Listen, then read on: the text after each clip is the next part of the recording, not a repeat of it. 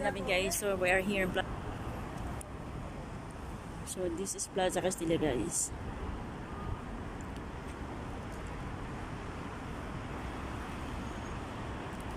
Andiyan ang Batutay.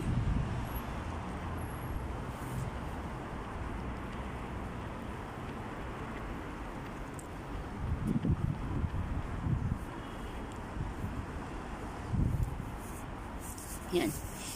So galing kami sa sa Pedia, sa niya. And then medyo namin sa sa derma kasi ang dami yung pimple, so hindi naalis, kaya nagpa-appointment kami sa derma. So kailangan ng ng dermatology niya is from Pedia, sa Pedia niya. So tatawagan kami, and then na rin kami na sa kanyang ophthalmology, yung sa eyes, kasi medyo lumalabo yung ang niya, right side. So punta kami sa specialist ng mata. So we're here, and then dumaan kami sa sa Filipino restaurant, and yun, nagbayad kami ng bayaran niya sa school. Then dumaan kami sa Filipino restaurant, and then kumain kami. So guys, from doon sa restaurant hanggang dito pinalakad ako. Grabe talaga. Grabe yung pagpapalakad niya sa akin. So medyo malayo-layo yung aming nilakad.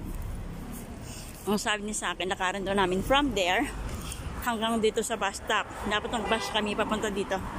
Pero wala, pinalakad niya ako kasi sabi niya, kailangan ko daw maglakad para mag-exercise, para pumayat daw ako.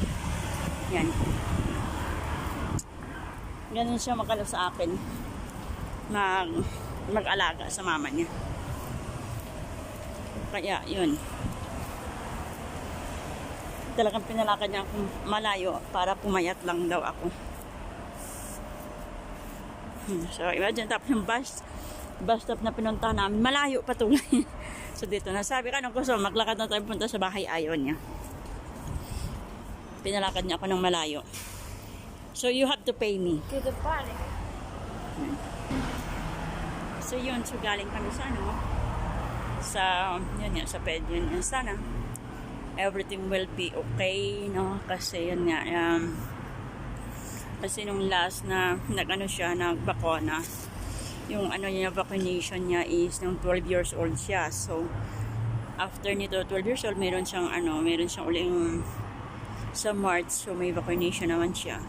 Tapos nung siya is yun, revision, tinignan yung mata lahat. So medyo mayroon siyang right side ng eyes niya na na medyo malabo yung kanyang tingin. Kaya yan. Tapos derma, tapos pa ba?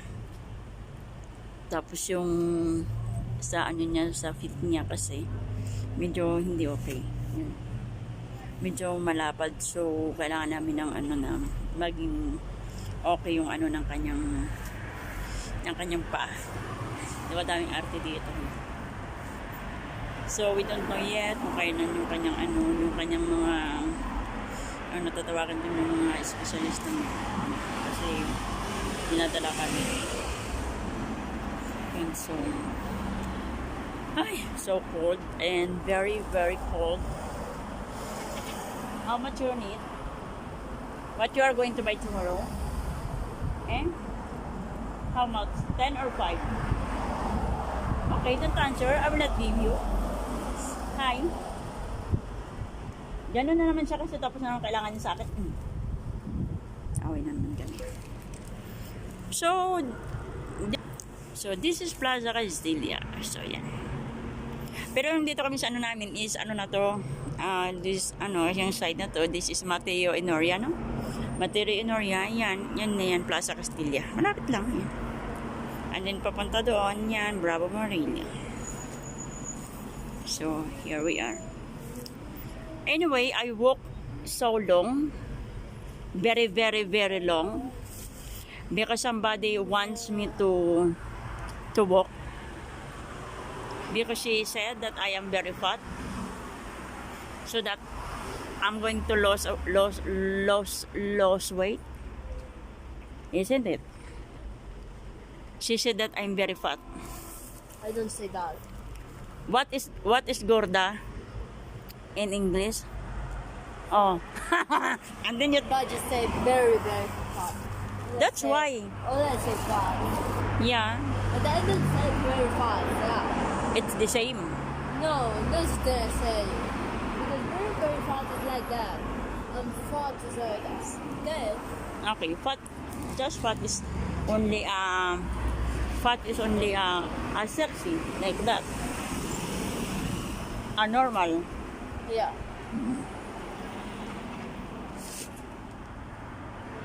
So yan, waiting kami ng bus.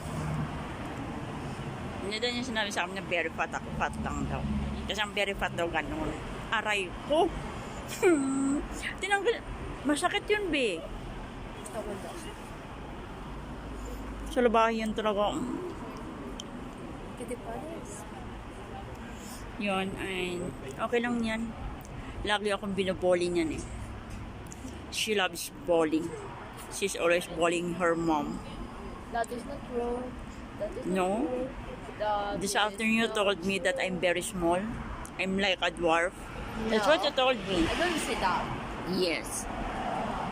And then she said that I'm small, and then her nose is not like my nose, No, because she said that I have a flat nose and her nose is not fat totally. When we are in the when we are in the comfort room, you told me that, and then I told you that. And you told no, you have a flat nose and I don't have a flat nose. That's what you told me. No. And then you said you are tall, and then I am a dwarf.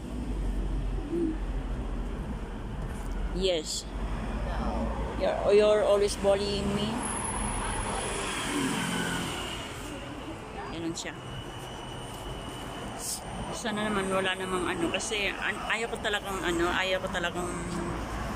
yung sa mag eyeglasses kasi napakahirap na na magkanon siya kasi alam mo yung mahirap na maging sa kanya yun, maging hassle kasi pag may bata ka pa, parang hindi na normal yung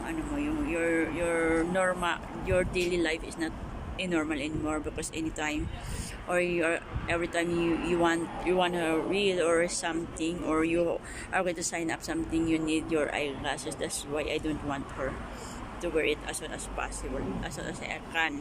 Pero pag it will be recommended by the doctor, what I'm gonna do? No, so yun. Hindi talaga. It's not good na she's going to wear it. Sabi niya nga sa akin, what you told me that I have to go to the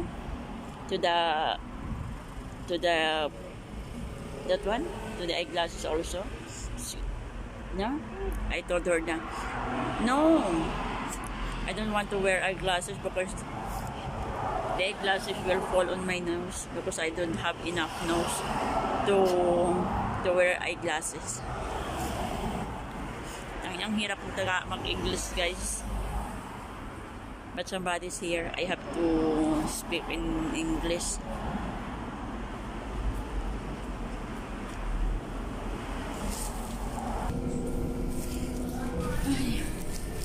So we are here in the Oslo.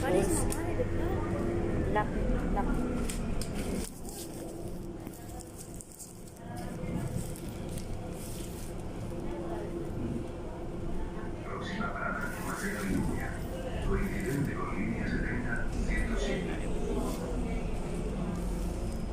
Nangyari doon.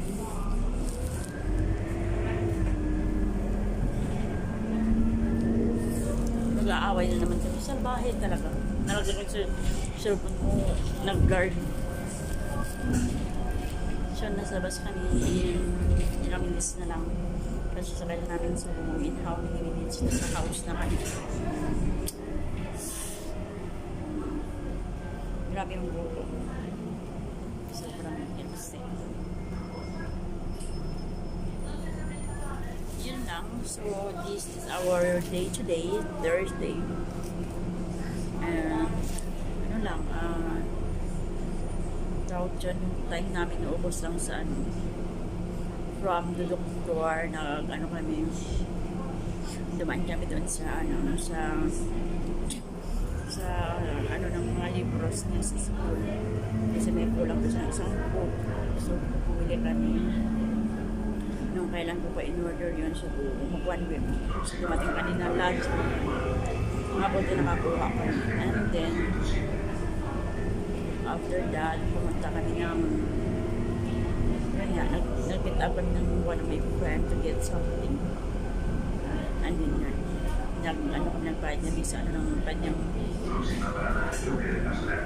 nag-aaralan ko sa subject. So, mahal-mahal din siya.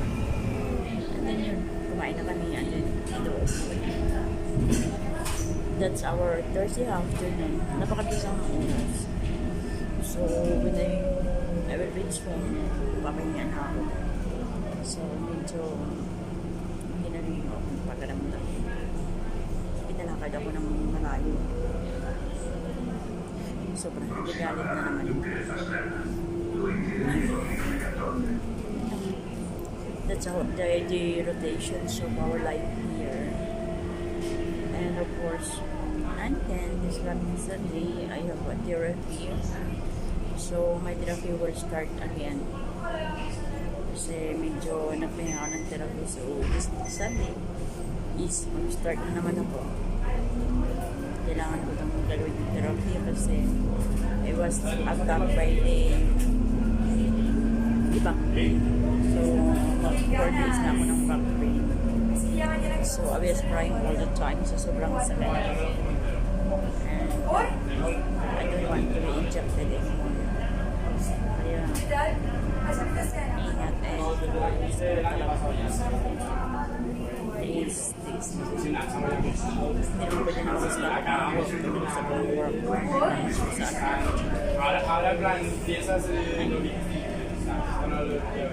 That's it. That's our life here. That's what we, our life, our daily activities possible. And as I remembered, when we go down, somebody told me, and then she said that it's okay, that I'm gonna talk to someone. So that's it. And then she asked me like that. So